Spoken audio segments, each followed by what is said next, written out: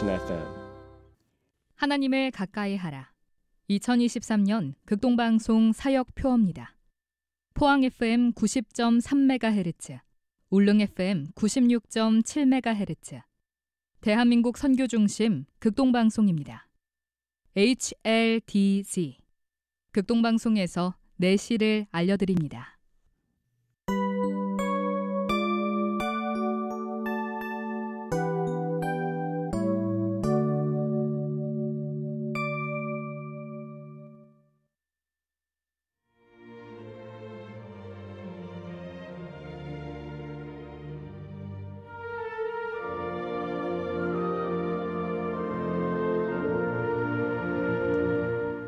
아름다운 고백. 샬롬, 한 주간도 평안하셨습니까? 아름다운 고백의 이기향 목사입니다. 여러분, 요한계시록 22장에 보면 우리에게 아주 중요한 것을 가르쳐 주는 것이 있는데요, 그것은 바로 하나님께서는 우리의 행위를 보시고 상급을 주신다라고 했습니다. 그래서 지혜로운 사람들은 자기 두루마기를 빤다고 했습니다. 두루마기를 빤다는 게 무엇일까요? 자기 생각을 던져버리고 주의 말씀 안에서 자신을 돌아본다는 거 아닐까요? 오늘 우리는 살아가면서 누구의 말씀을 의존합니까? 사도 바울은 골로새 교회 사람들에게 땅의 지체를 죽이라 하면서 탐심, 정욕, 음란한 행위라 그랬습니다. 그런데 그 음란한 행위 속에서 뭐가 있을까요? 잘못된 성관계가 있지 않겠습니까? 이런 것을 통하여 하나님의 진노가 임한다 그랬습니다. 오늘은 지난주에 이어서 우리 최강희 목사님을 모시고 동성애의 근본점, 또한 차별금지법에 대한 문제, 또 악법 또 무엇이냐, 우리 목사님께서는 악법 대응 본부장으로 계시는데 이런 등등에 대해서 한번 여쭤보는 시간을 갖겠습니다. 조수아가 부릅니다. 고도소서 임마누엘.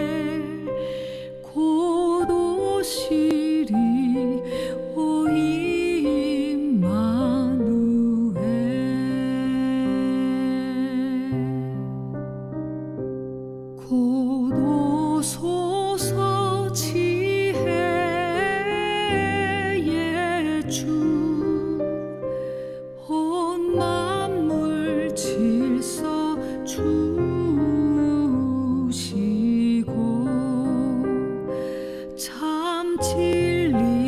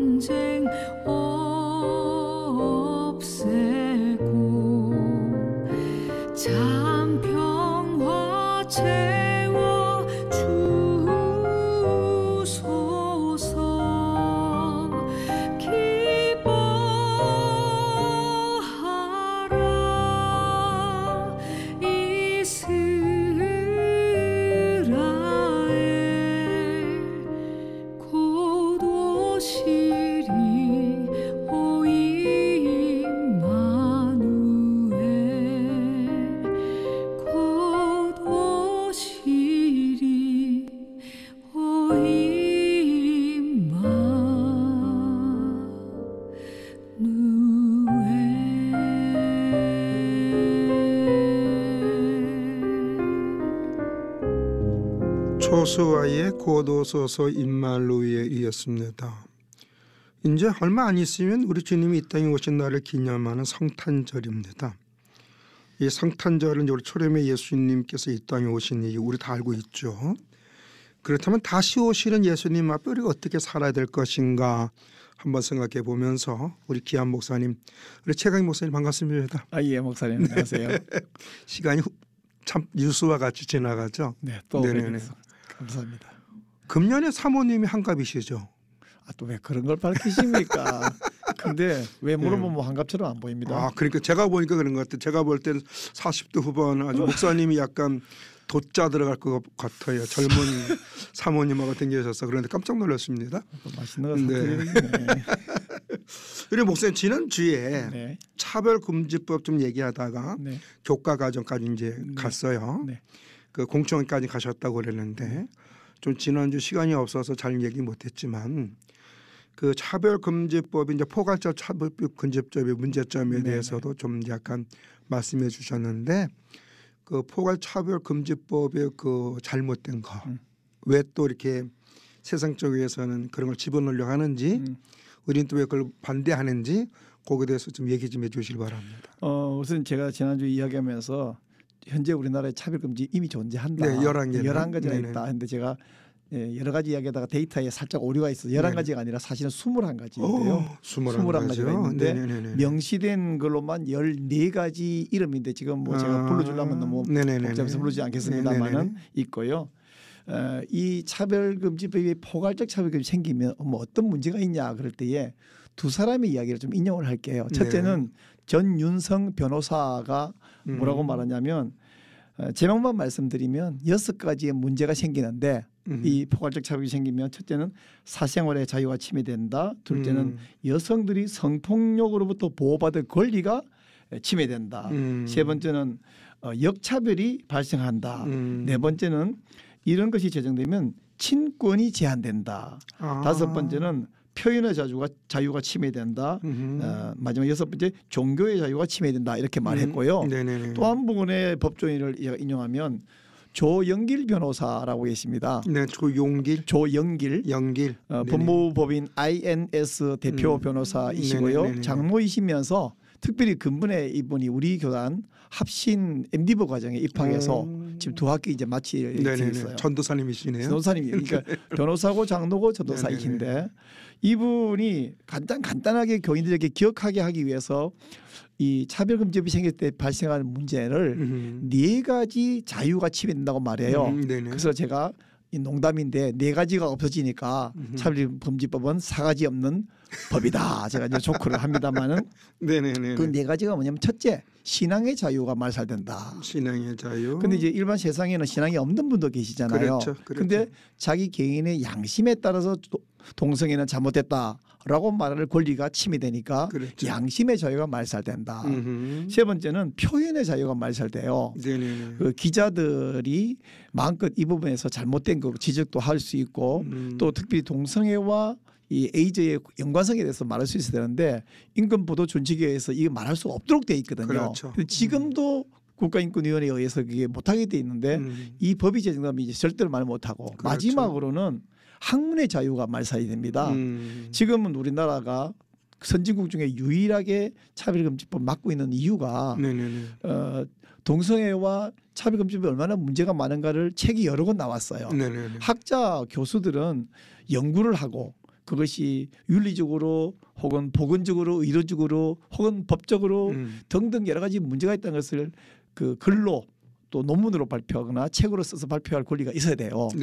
국회의원들은 자기들이 스스로 보호받는 그런 법을 여러 가지를 만들어 놓고 있으면서 국회의원들이 이 차별금지를 만들어버리면 교수와 학자들이 이런 것들을 발표할 수 있는 권리가 없어져요. 그래서 신앙의 자유, 양심의 자유, 표현의 자유, 학문의 자유 이 인간의 가장 기본적인 4가지 자유가 말살되어 버린다. 이것이 차별금지법 제정의 큰 문제로 지적되고 있습니다. 그러는 가운데 아까 이제 목사님 역차별, 그다음에 여성 폭력으로부터 오는 침해, 또 이제 그 친권에 대한 제한적인 이게 어떻게 보면 가정 공동체가 무너지는 가장 악복되는 거 아니겠습니까? 저는 단적으로 말하면 이 차별금지법이 통과되면 하나님 만들어 놓으신 가장 중요한 세 가지 기관, 국가와 교회와 가정이 네네네. 무너지는 것이라고 생각합니다. 네네. 그리고 우리 이 다음 세대가 다 무너져서 그렇죠. 세상을 말살시키는 사탄의 천병들이죠. 지금도 어떻게 보면은 지금 우리나라에서도 지금 현재 언론 보도가 된 걸로 알고 있는데 그 여성끼리 이제 결혼해가지고 아기를 낳고 싶잖아요. 네. 그래서 정자은행 가가지고 자기 자궁에다 해서 아기를 낳는 그런 것도 있었고 또 외국에서도 그런 게 영국인가요? 거기서 두 번째를 낳았다. 네. 뭐 그런 얘기 있었는데 실질적으로 이거를 보면 우리가 세상적으로만 논할 건 아니고 네. 우리가 뭐 예수 믿는 사람으로 하나님 앞에 본다면 가장 먼저 하나님과의 관계가 잘못됐죠. 탐심, 우상숭배보다 더 악독한 맞습니다. 것이니까. 그렇다면 이 우리가 이제 우리 목사님께서는 그 악법 대응 본부장이잖아요. 네네. 악법. 여기서 말하는 악법이라는 것이 이제 포괄 그 차별금지법도 되겠지만 또 실질적으로 이런 것을 인하여서 그 우리 청소년들이 네. 그 성인지 능력이 감수인지도 좀 잘못될 수도 있고 네. 그러다 보면 뭐 다음 세는 자동으로 없어지는 거 아니에요? 그렇게 되면?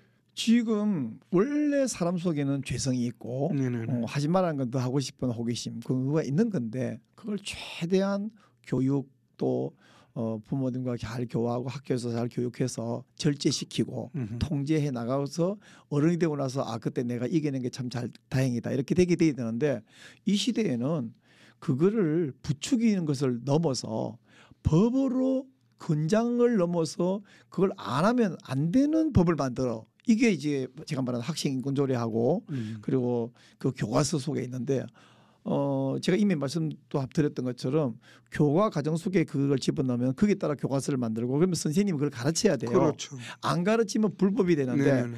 이건 안 가르치면 학생들이 모르고 지나갈 텐데 이 성혁명 세력은 그 선생님이 이걸 제대로 가르치지 않은 걸 잘 보고 있다가 만약 그걸 빠뜨리면 저건 의도성이 있다 해서 고발하는 문제가 생기니까 선생님들이 이거를 안 가르쳐주고 선생님이 그걸 학생들에게 이게 자유고 인권이고 좋은 거라고 가르치는 이런 슬픈 답답한 일이 발생하고 있습니다. 저번에 그 어떤 그 선생님이 네. 아이들한테 남녀의 결혼 이야기를 했다가 학부모로부터 항의를 받았다고 제가 네네네. 지난주에도 말씀드렸는데 지금 이제 보건 선생님 중에서 예수 믿는 분들이 계시잖아요. 네. 그분들은 이게 되게 난해하다. 어떻게 할 수가 없다. 그렇다고 한다면 이런 걸 가르치다 보면은 하나님과의 관계가 자기가 죄를 범하는 것 같고 맞습니다. 안 가르치자니 사회법에 또 교육법에 걸리는 것 같고 교사 그만둬야죠. 네. 그래서 어떨 때는 어떤 그 중독 전문 사역자가 이제 학교 같으면서 이제 아이들한테 이런 것을 이제 잘못된 인식을 시켜주다가 학부로부터 항의를 받았다. 요새 아이들이 또 이걸 또 그 동영상을 찍는다 그러더라고요. 그렇죠. 찍어 와서 이제 해가지고 그리고 자기는 다음 학기 안 간다 할지라도 자기는 강사로서 해야 되겠다는 소명의식을 가지고 하는 분도 제가 봤어요. 그러니까 목사님 지금 이제 악법 대응 본부에서는 지금 우리나라 보면은 정치인들이 이 포괄적 이 차별법을 가지고 이용하는 경우도 없잖아요, 있지 않습니까? 네, 네. 좀 어떻습니까? 지금 그 정치인들이 대략 한 40명 정도가 좀 집요하게 이런 일을 하고 있는 국회의원들 가운데 있는데 이번에 발표한 자평련에서 발표한 내용에 보면요, 네네. 그 이런 동성애 차별금지법과 관련된 법안들이 한 제가 세보니까 28종류가 돼요. 28종류. 네. 그 법안을 대표 발의한 분들에게는 2점을 매기고 공동 발의에 이름 올린 분은 1점을 매겨서 했더니 가장 점수가 많이 나온 분이 39점을 받은 정치인들이 그런 법안들을 계속해서 발의를 하고 있는데 네네. 어떤 분들은 우리가 보기에 그 전문적인 젠더 활동가로 보이는가 하면 어떤 분은 저분은 그 부분에 깊이 빠지거나 잘 모르는 것 같은 초선 의원 중에서도 발의하는데 어떤 변호사님이 말하기를 저분들은 그런 그 골수주의자들이 이 법안들을 만들어서 이거를 분배를 한다라는 표현을 하는 분도 있어요. 그래서 저분들이 이번 언제쯤에 네가 발휘해라, 언제 네가 이렇게 해서 나누어서 그렇게 시키면 그걸 시킨 대로 말을 들어야 또 그쪽 당에서 자기 포지션을 유지할 것 같으니까 그래서 이 일에 대표적 발휘된 분도 있어 보이다. 실질적으로는 여기에 대한 전문 지식이 없는데 네. 자신들이 어떤 정치 생명을 위해서 대표 발의도 하기도 하고. 왜 그렇게 생각하냐면 가서 이거 잘못되고 왜 당신 발의하냐면 가만 보면 잘 몰라요. 직접 가서 질의해 보면 잘 모르면서 그냥 이름만 그냥 시켜서 한 것 같다는 느낌이 드는 분들이 꽤나 많이 있습니다. 그게 실질적으로 문제다 보는데요. 실질적으로 이제 그런 거 문제도 그 정치인뿐만 아니라 교육자 중에서도 아까 이제 학생 그 조례 같은 경우에는 교육부 문제잖아요. 네. 또 물론 정치인들도 우리가 뭐 교육부 산하도 있지만 학생 조례 같은 경우에도 지금 아이들한테 그 다양성의 성충족 네. 그런 걸 좀 가리키는 걸로 알고 있는데 좀 어떻습니까? 학생 인권조례는 사실은 이제 시도 의회가 이걸 만들어요. 네네네. 이제 우리 경기도 같으면 경기도 의회가 이걸 네네. 만들었는데 경기도 의회에서도 이제 폐지할 수도 있고 이렇게 한데 지금 이게 전 세계적인 추세이고요. 네네. 성혁명 젠더 이데올로기의 배후에 뭐가 있냐? 저희는 여러 가지를 조사해서 전문가들도 말하기를 네오 막시즘 신마르크스의 뿌리에서 나온 것이라고 저는 보고 있습니다. 이분들이 이제 마르크스주의로 세상이 망가지는 것이 실패하니까 어쨌든 이 나라를 온 세계를 망쳐야 되는데 네오 막시즘에서 나와서 이 젠더 이데올로기로 지금 꽃을 피우고 있고 젠더 이데올로기보다 또 더 나아간 심각한 일은 뭐냐면 퀴어 신학이라고 하는 것이 있습니다. 네네네. 퀴어 신학 할 때 제가 처음 그 단어를 들을 때 마음에 분노가 생겼습니다. 퀴어 뒤에 무슨 신학을 붙이느냐. 그렇죠. 근데 이걸 전문적으로 연구하신 박사님의 보고서를 받으면서 기분이 안 좋지만 수긍할 수밖에 없다는 것이 신론, 기독론, 교회론, 구원론, 성령론, 종말론까지 퀴어 신학의 조직 신학을 만들어놨어요. 게다가 구약 성경 주석, 신약 성경 주석의 퀴어 성경 주석을 만들어놨어요. 네네네. 그 읽으면 돌아버릴 겁니다. 열이 받아서. 그 한 가지 예를 들면 하나님도 퀴어다, 아담도 퀴어다, 모르드게도 퀴어다, 다윗도 퀴어다, 예수님도 퀴어다.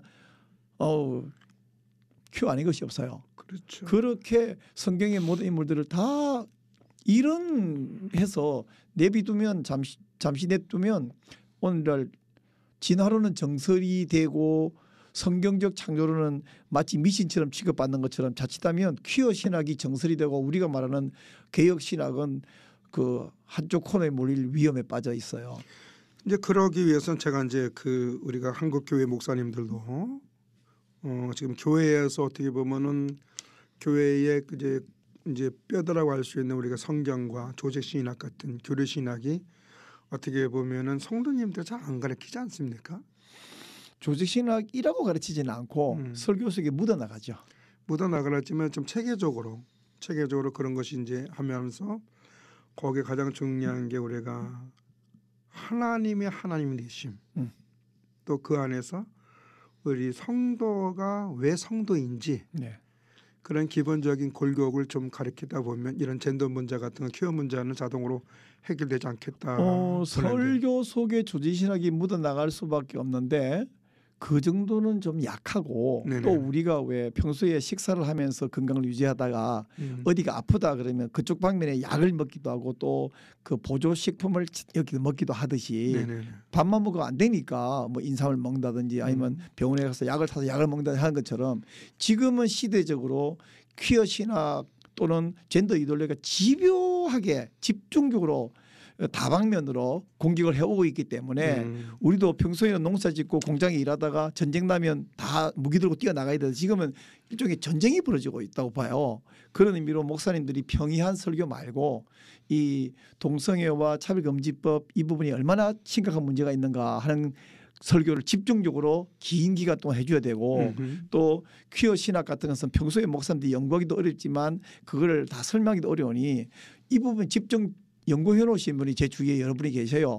그래서 우리 김모 목사님 아주 잘 연구해 나갔고 이분 강의를 기호신앙 문제를 한 30분만 들어도 다들 정신이 번쩍 듭니다. 근데 이런 분을 초청해서 세워서 특강도 좀 세우고 또 제가 자주 여기 여러 교회 가서 이 부분들이 얼마나 문제인가 저도 이제 특강 겸 설교를 하고 있거든요. 그래서 본인이 충분히 연구하기 어렵다면 연구회원들 초청해서 세우는 것도 좋은 방법이 있고요. 그래서 좀 가르쳐야 된다고 봅니다. 실제적으로는 이런 그 잘못된 사상이 범죄를 가볍게 여기는 경우가 많거든요. 너무 당연하고 네네. 바로 직결되죠. 그래서 이제 저희 아름다운 고백이라는 게 교정 전문 프로그램인데 실질적으로 교도소 안에서도 이 동성애 문제가 심각하거든요. 네. 또 바깥에서 이 성범죄 때문에 교도소 오고 또 나와서도 교도소 안에서 지들끼리 더 공유하다가 나가서 성폭력을 일어나는 사건들이 많이 있어요. 얼마든지 그럴 수 있겠습니다. 마약도 마찬가지고 네. 또 동성애와 마약, 동성애의 범죄, 동성애가 탈선, 동성애 폭력 이게 지금 플러스 마이너스 같은 역할을 지금 하고 있거든요. 이게 저는 교도 사역하는 사람으로서 이게 심각성을 느끼고 있는데 제가 가슴 아프게 보니까 많은 분들한테 이 동성애 심각성을 아십니까? 그러니까 잘 모르더라고요. 네. 그래서 목사님 그 아까 그 두 분의 그 전윤성 변호사님하고 조영길 변호사님하고 이제 6가지와 4가지의 그 침해 사건을 얘기해 주셨는데 목사님이 보실 때 지금 한국 교회에서 이 동성애를 지금 접근하는 그 방법이 좀 어떻다고 봅니까? 동성애에 접근하는 동성애를 막아내는 네네네. 지금 그 2019년에 이런 말하면 좀 유명한 한 교회의 부목사님이 네네. 수요일 저녁에 그런 말을 했어요. 동성애 문제에 대해서는 이미 대세가 넘어갔다. 또 그런 것을 언급하는 것은 꼰대들의 목소리로 취급받고 있다. 제가 듣기에 직접 들었는데 그분이 꼰대들의 목소리다라고 한 적은 없고 꼰대들의 목소리로 취급받고 있다. 이미 대세가 넘어갔기 때문에 그분이 안타까운 마음에서 그러는지 자기가 그거를 뭐 설마 변호하거나 그런 건 아닌 것 같은데 불구하고 이 일에 앞장서 막는 분들이 굉장히 실망을 넘어 좀 분노한 적이 있었어요. 제가 그분이 벌써 2019년이니까 상당히 지났는데 그 말을 자꾸 인용하는 이유가 있습니다. 그분의 말을 패러디하면 지금은 대세가 넘어왔어요.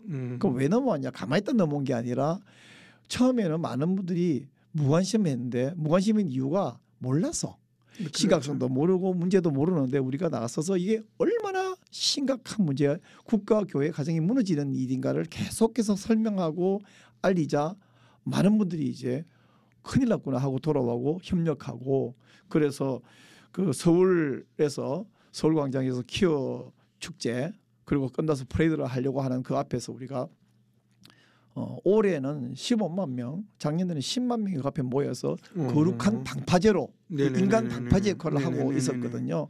그래서 또 이제 아무래도 이걸 발의하는 분들의 그 정당이 한쪽 정당이 좀 많아요. 근데 그쪽 정당을 지지하는 분들도 뭐 다 아는 사실이니까 민주당 분들이 좀 많아요. 그럼 민주당을 정치적으로 좋아하는 분들이 많이 계시잖아요. 또 어떤 지역 분들이 좀 더 많이 계셔요. 근데 그쪽 지역 분들이 다른 부분에서는 민주당을 좋아하더라도 이 부분에 대해서는 아니다 하고 나서서 나오는데 2022년 12월에 눈이 오는 날 광주 금남로일 겁니다. 아마 거기서 3만 명 성도들이 모여서 동성애 반대한다. 얼마 전에도 목포에서 또 5천 명이 모여서 이 반대한다. 이렇게 외치는 일에는 좌우도 없고요. 그렇죠. 뭐 영남 호남도 없고요. 그렇죠. 이게 이제 동성애 반대 부분에 대해서는 대세가 넘어왔습니다. 왜 넘어왔냐 하면 원래는 몰라서 무관심하고 있다. 이제는 들어보니까 큰일 났네. 심각하네. 이거 막아야 되겠네. 이래서 모든 분야가 이렇게 막고 있거든요. 그래서 지금 전국에 깨우고 있는 일 중에 세미나도 우리가 아카데미에 많이 하고 있습니다만 또 한 가지 하는 일은 우리 거룩한 방파제 사무총장 맡고 있는 홍호수 목사님이 이걸 부산에서 출발해서 서울시청까지 한번 하고 목포에서 출발해서 또 우리 자유의 종인데 거기 뭐죠? 임진각까지 600km를 걷고요. 또 이번에는 경주 쪽에서 해서 저 고성에 있는 통일전망까지 걷고 3차 국토수를 했어요.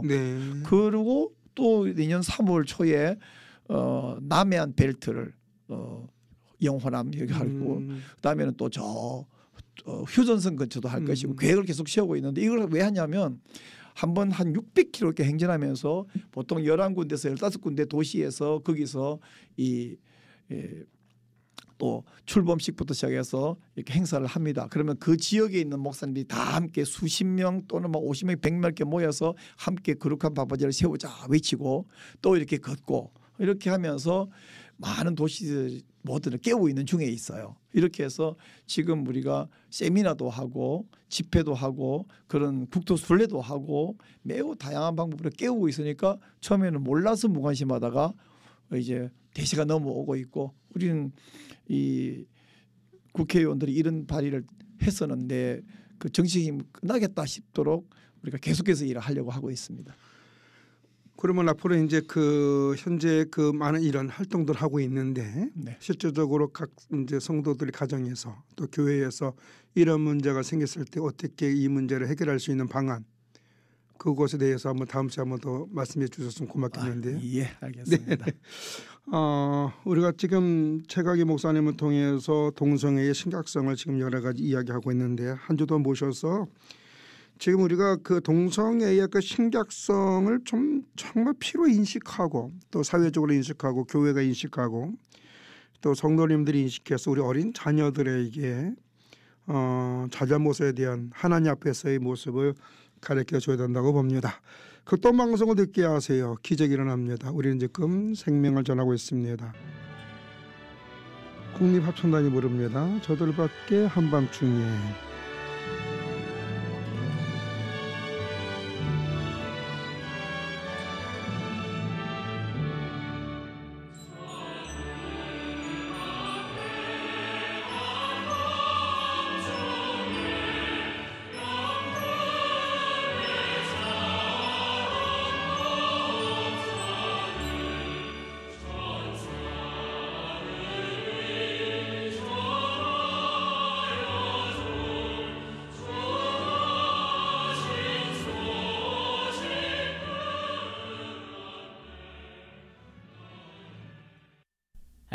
We receive